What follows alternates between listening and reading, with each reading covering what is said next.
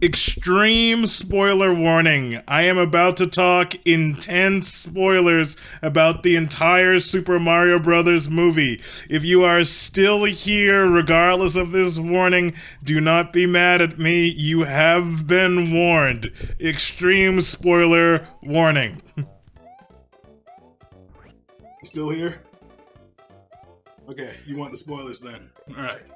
We're going in depth in the spoiler part. Here's how we're gonna do this. Alright. So, real talk, I'm gonna try and talk to people with different audiences for this one. Alright. If you know nothing about Mario and nothing about Nintendo, and I'm gonna assume don't play video games, this might have been kind of rough. Just some kind of colorful kids movie plot might have seemed kind of light. Yeah, but this wasn't for you. Not every movie is meant for you. If you reviewed this harshly because of that, if you reviewed this harshly because the music took you out of it, or you didn't like the voice acting, or you're pissed that, like, you know, more established cartoon voice actors weren't used, fair, but dude, let it go. Just let it go, alright? If you are a hardcore Mario fan from back in the day, and you love this movie, right here. Right here, because the 80s music was there because this was like laser targeted at you, 80s baby. This is you, and they wanted you to feel comfortable and let you know, like, the reason it's there, it's almost all the real music is 80s music because they want you to be like, this movie is for you. We want you to feel at home and know, don't worry, you might have brought your kids here, there'll be stuff for them, there'll be colors and lights for them to see.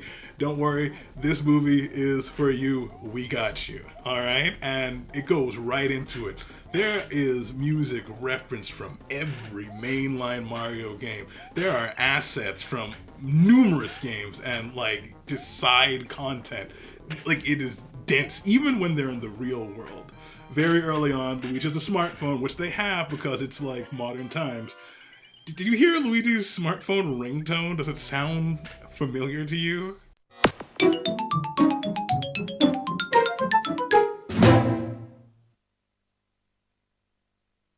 At all? Because it's just straight up the, like, just the GameCube opening is just that. It's just beautiful. Like, who is that for? You GameCube loyalists out there. That's for you, all right? And they go through that. And I think this intro part of the real world is great because now we're spoiler free. You get to see a lot of things. Now, you get to see they have a bully who is not Wario or Waluigi for some reason. They have the new bully. He's Spike from Wrecking Crew, an established character, but not one that is really brought up in Nintendo stuff. And he's like this big, muscly dude, and he has like the full-on like sideburn mustache around his face. And I'm like, why did they go with this? And then it hit me like a brick. When they made like the Mario arcade game, they made that Mario took place, like Jumpman took over Popeye's place.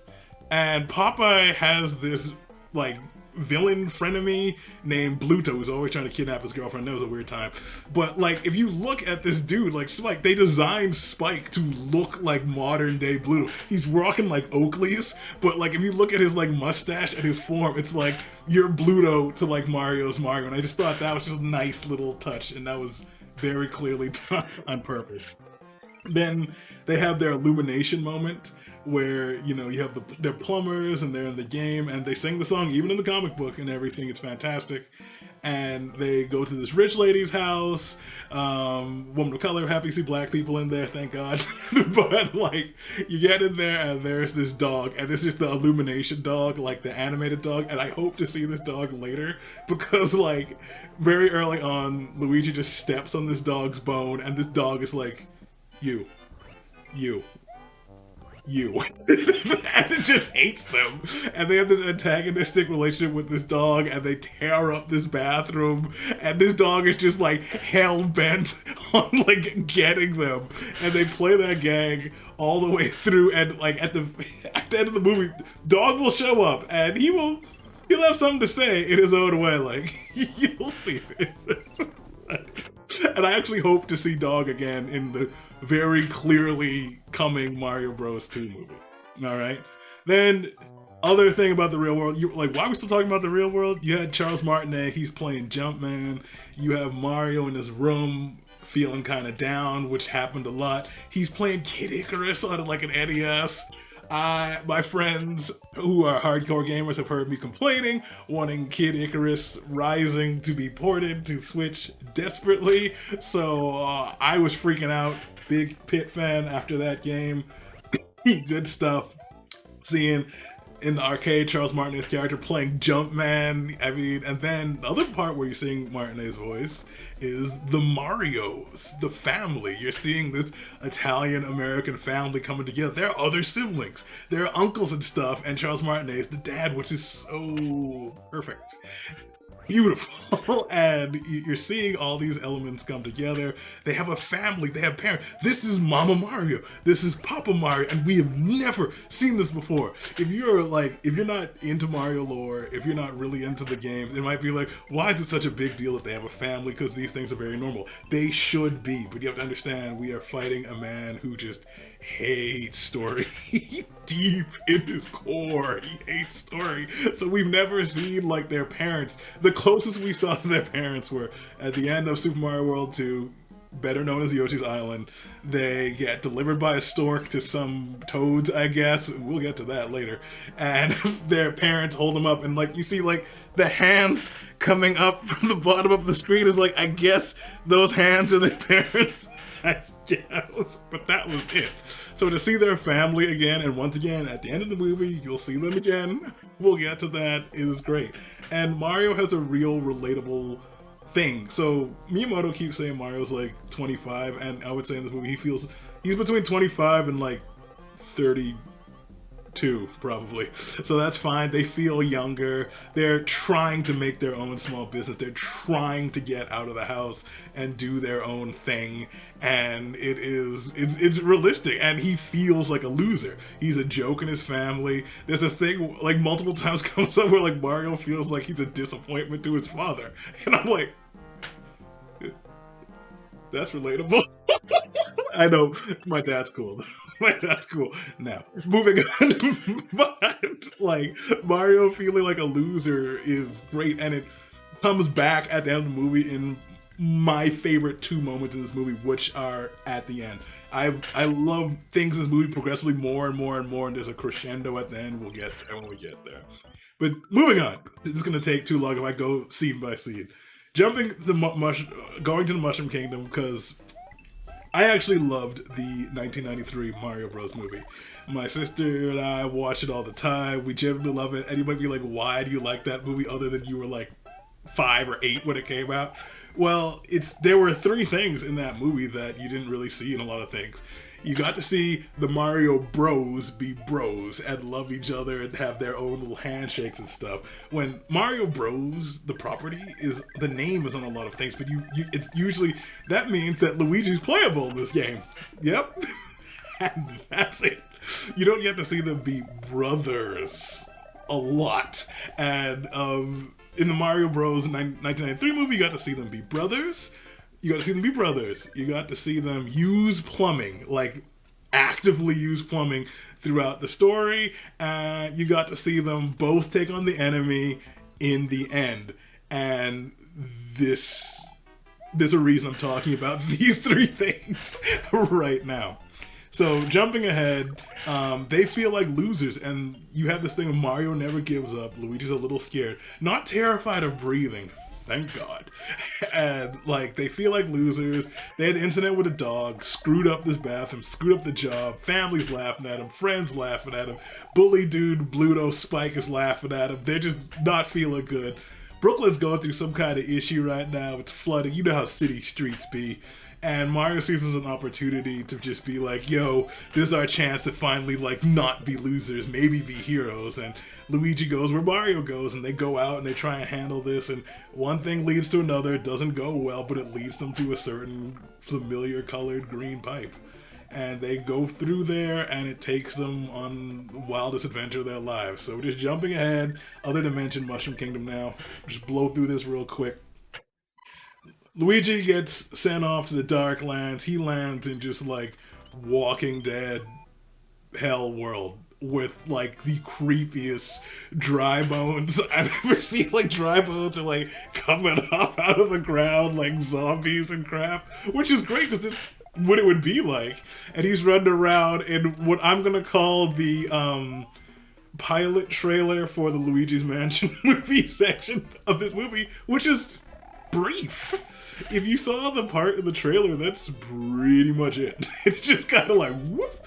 I mean, and one of my personal complaints about the movie is like more Luigi was great, but he's like is because of the runtime of the movie and what has to be done as an origin story. Luigi's time is like it's like here, here, and here, and it's all good. It's just brief.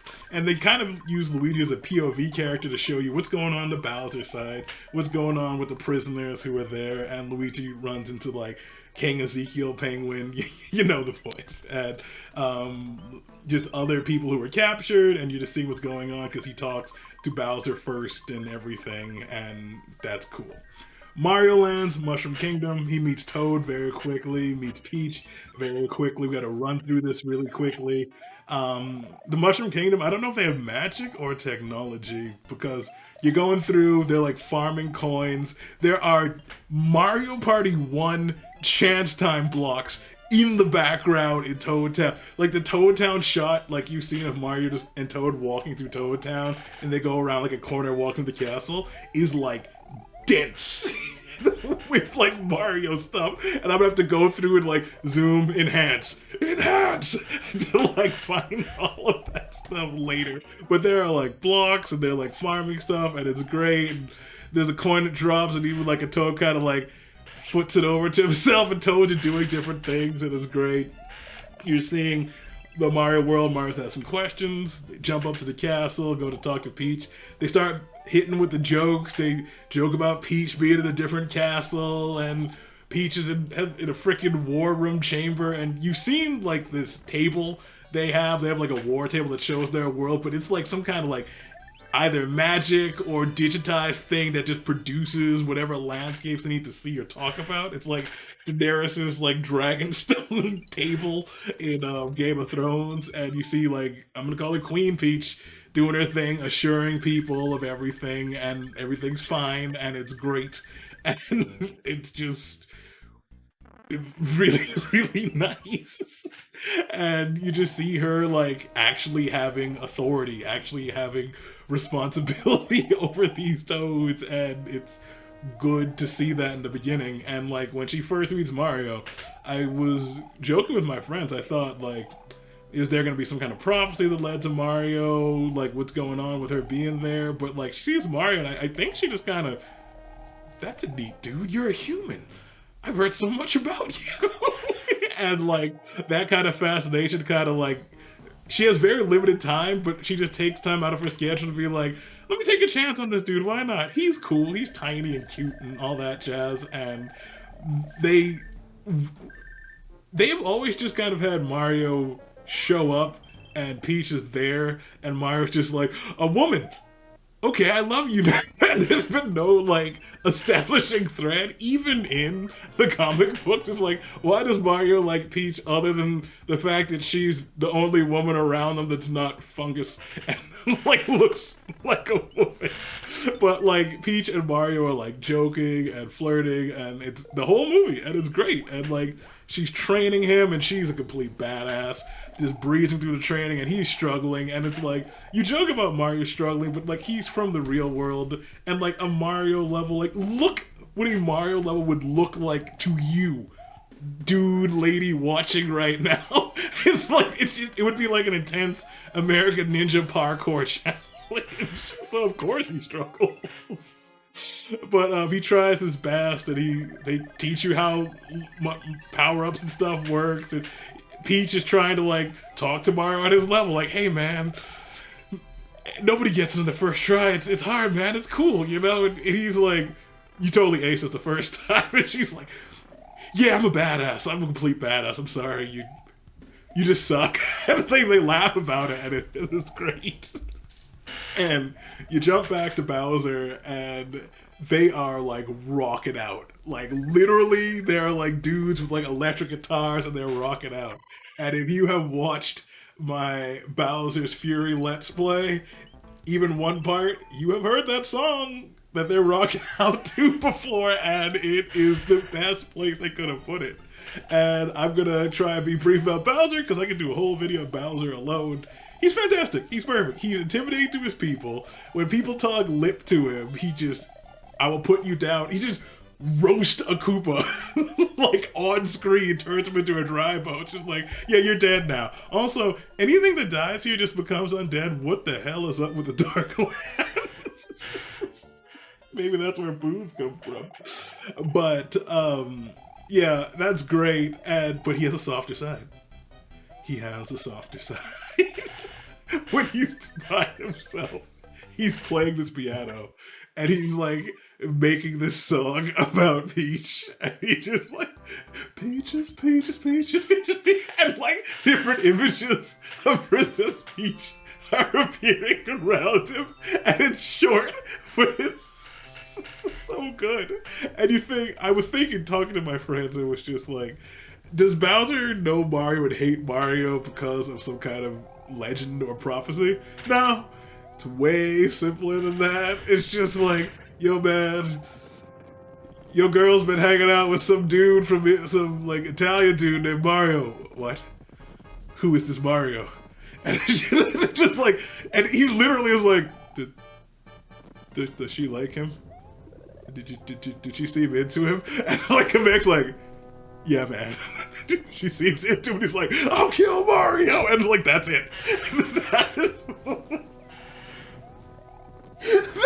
That's the whole reason he wants to screw Mario up. It's just because like Peach likes this other dude, so you know what? F that dude. I will literally kill that dude. And he's doing all of this, like waging war and attacking other worlds, just to get Peach to like him. Like literally with those words, and he was wanting to marry him, which is one straight from the comics, straight from the games, but it's just played so straight that I was like shocked by it. And like Peach is doing this like a military effort, like a real, honestly, Game of Thrones has military. It's like, I need the Dothraki, and in this case we need Kongs. Crazy, super smart guerrilla people. They have the other standing army, because the Koopa army is like legit. They have like an air force and like winged dudes and like weapons, and they're like wear like Mad Max armor and crap, and they're like ready to roll. There's a scene where like you see them just like rolling out of Bowser's castle, like flying down like hawks and crap coming in there. And it's just like, yeah, you get like cute penguins and toads. Y'all got nothing. Y'all got nothing on that. So Peach and Mario and Toad, who chooses to join them on their journey, set on a quest to go talk to like the Kongs. And Toad joins them. Peach is like, why do you want to join us? Because she's been trying to get the Toad to do stuff forever, and this one Toad is brave. And that's why our Toad is... Yes, it is our Toad. They play the Captain Toad theme and all that. He has the backpack.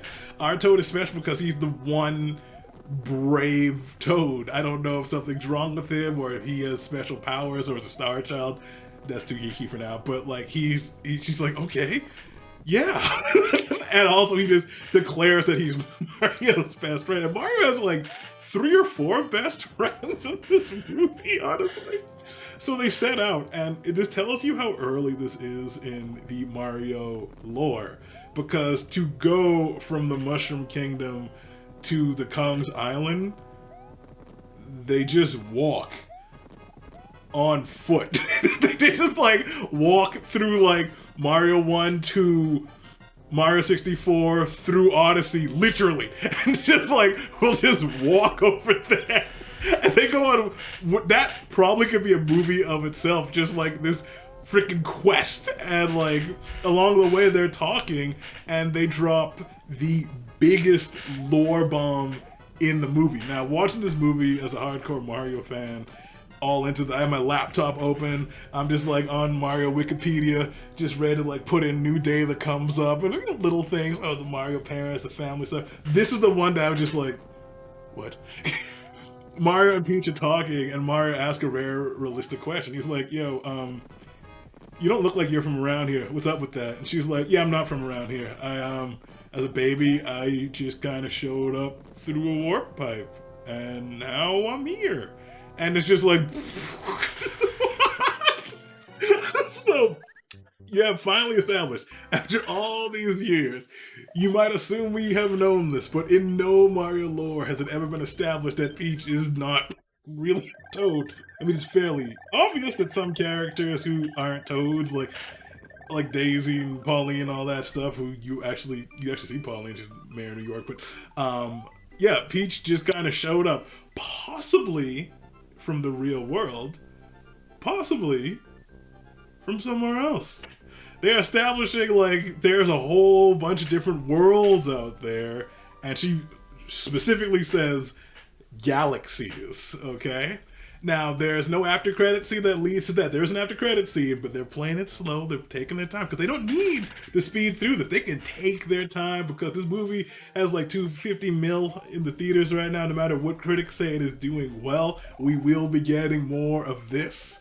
They can take their time. But yeah, it's like, are we talking other galaxies? Are we talking other timelines? Talking other Mario world? Are we talking other Nintendo properties in general? But yeah, that'll be a discussion for another time. Sorry, cold getting me. I'm trying to stay warm. Yeah, so after that, jumping ahead, they get to Kong. They get to the Kong Island. I guess they got a boat or something. But like they're there, and you have this other '80s reference, and like this is the '80s song that like knocks a lot of people who hate the real music out the most. But it's like you have this Kong just dressed fully Miami Vice, like ready, and he has his shades on. He's like, get in. And he has this car, and he's taking them to go see like the King of the Kongs, Cranky, and they're double dashing it, okay? They're double dashing. They have like the handles, and they're like holding on, and they're like flying around stuff. I'm like, they're double dashing it, yeah! Best Mario Kart. And like they're just driving around the Kongs, which I'm gonna call this part the pilot trailer for the inevitable Donkey Kong movie. It's like, look how sick Donkey Kong World is. We have like carts, and there's all kinds of like gorillas and monkeys doing all kinds of stuff all over the place. But jumping ahead, you're talking to Cranky. He has to challenge Donkey Kong to get the army over there. Mario v DK, Mario versus Donkey Kong. I mean, there's so many ways you could do it. There's the construction bars from the Donkey Kong arcade games, from the Mario vs. Donkey Kong games, all over the place. And you're establishing DK now. And DK comes out, and he has that, like, DK rap theme going, like, Donkey Kong is here. And, like, I'm just here. I was, like, rocking in my seat the whole time. Like, yeah. And he's loving it. He's loving it. And he's, like, flexing the pecs like The Rock does and stuff. And it's just like, okay, character established. And this is, like, a young, youthful, like, energetic Donkey Kong who also feels like, disappointment to his father. Completely unrelatable. And like he and Mario like go at it, and they have a fight. They're using power-ups, and it's great, and one thing leads to another, but like Mario wins, and it's good. But in the process of winning, Mario got his butt royally handed to him. And what I love is they don't go through explaining all the power-ups, but if you've played these games, you know what the power-ups are. Like, when Mario grabs a bad one, you will look at it and you know, oh god. I know what's going to happen. To other people, it may seem random, or you might just be going with it at this point. But they get done with that, and the Kongs have cart technology for reasons it's unimportant. They have the Kongs have cart technology because Mario Kart 8 sold 57 million copies. That's why the Kongs have cart technology. All right. So they go to get their cart, and like I said, they play this like Friday Night Lights song. Like when they're getting the carts ready, and everyone's getting all hyped, and like Peach has like her like Kill Bill motorcycle, and Mario has to have the poster boy Mario Kart, and like Toad has this like freaking like hardcore monster truck going on, and they're going at it, and they have this epic Mario Kart scene. All I can say about the Mario Kart scene, it's epic. It's amazing. A single tear came to my eye. It's like Fast and Furious and Mad Max all mixed together. Everything I said from my channel review, my channel update of talking about this is true. And they have established the blue spike shell Koopa as like a hardcore like dick who's just like a badass in Bowser's army who just hates Mario and will destroy them, and has this crazy, insane blue spike shell power. And it's thought like whenever you see that blue spike shell, it's that guy being a jerk, and it's great. And you get this great moment, which I think was cool in the storytelling. They took time for this, where Mario and DK are separated from everyone and thought to be dead. So Peach and Toad have to go on and kind of do stuff on their own. And this is great because you get to see Peach run through, try and get everyone evacuated, try and handle everything on her own. Like, what if Mario died? What would she do? You know, what would she do? And Bowser's there.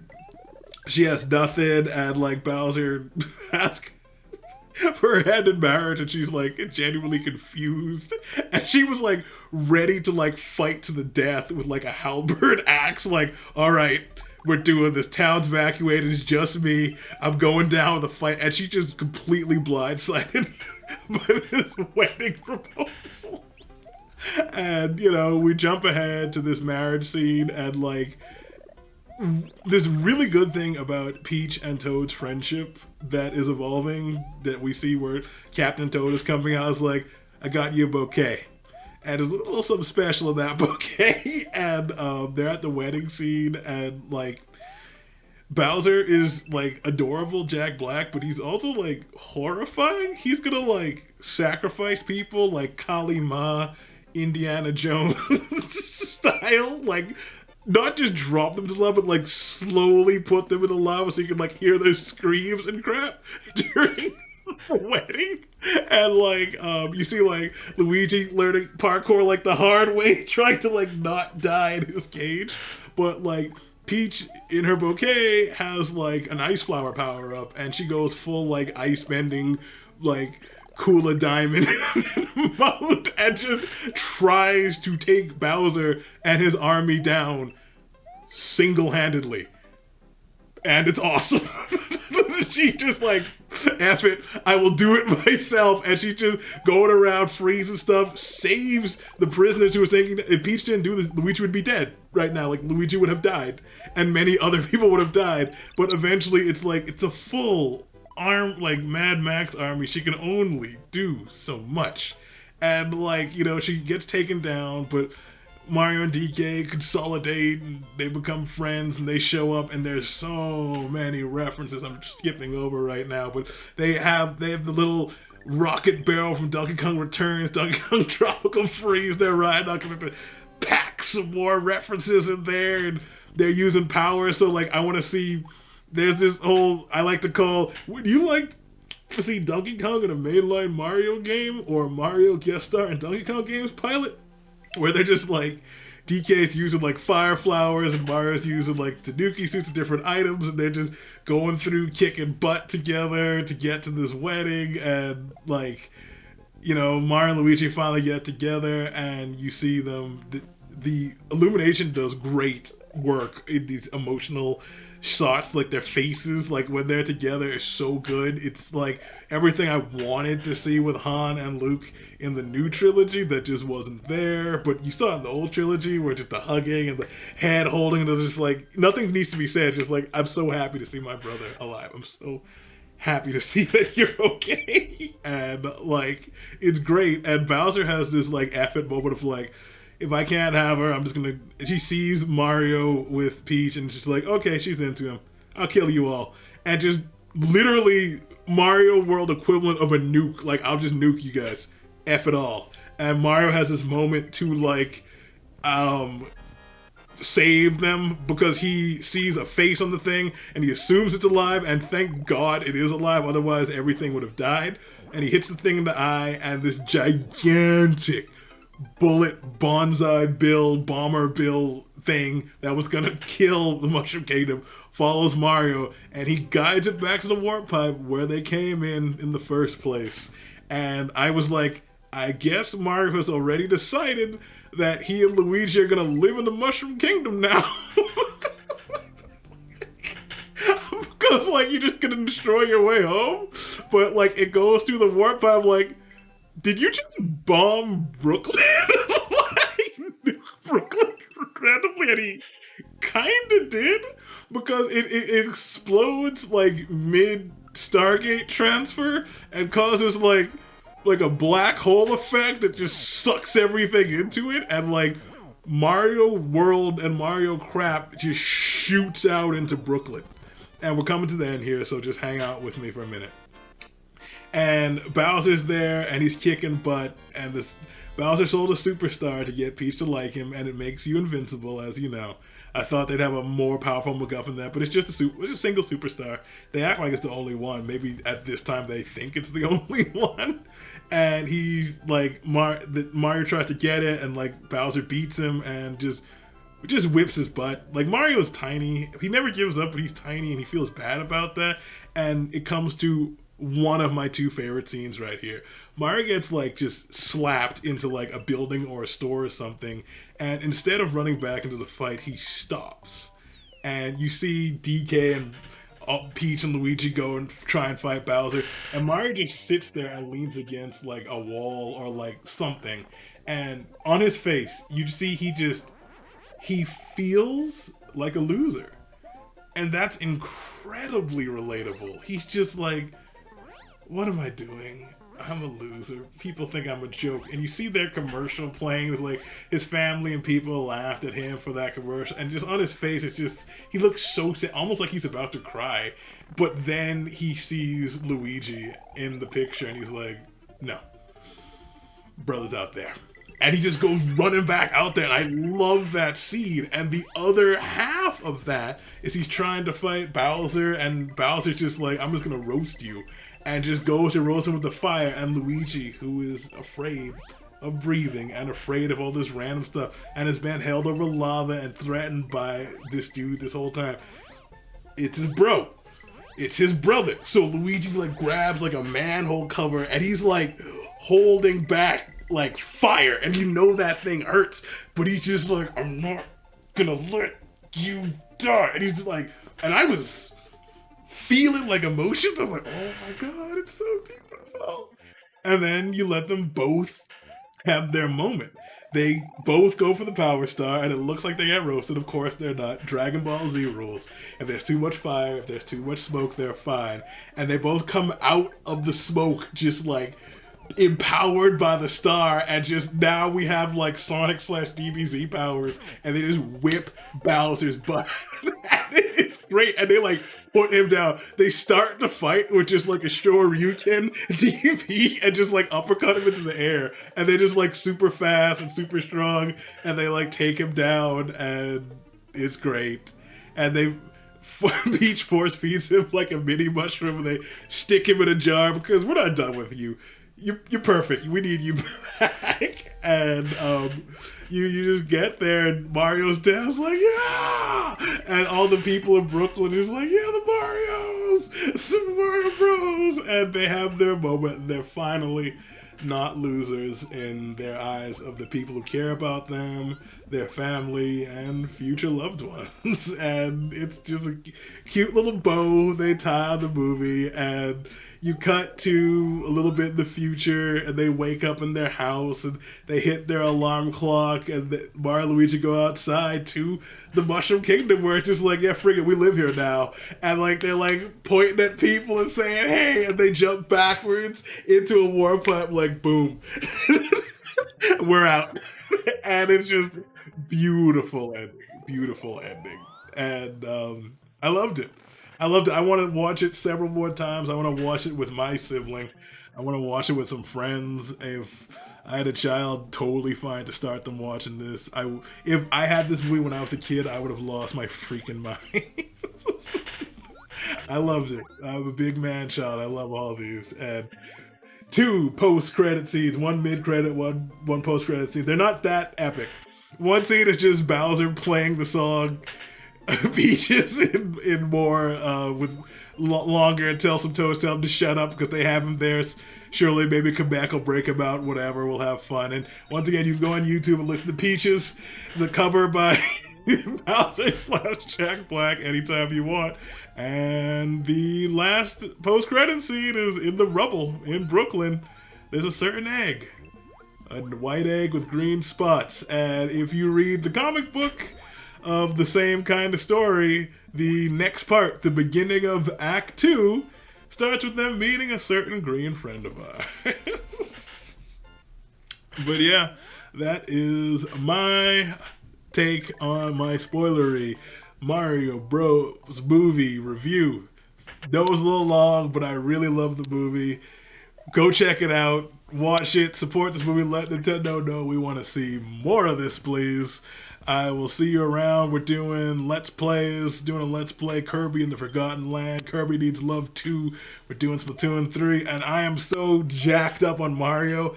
I can only handle 2 games right now. There's a lot happening with my job, a lot happening with the karate world and tournaments and all that stuff, but I will do something Mario related very soon. Look forward to that. Maybe it'll be a series, maybe it'll just be like a little one-off thing, and you will enjoy it.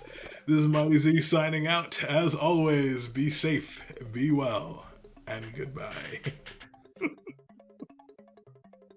I love that movie.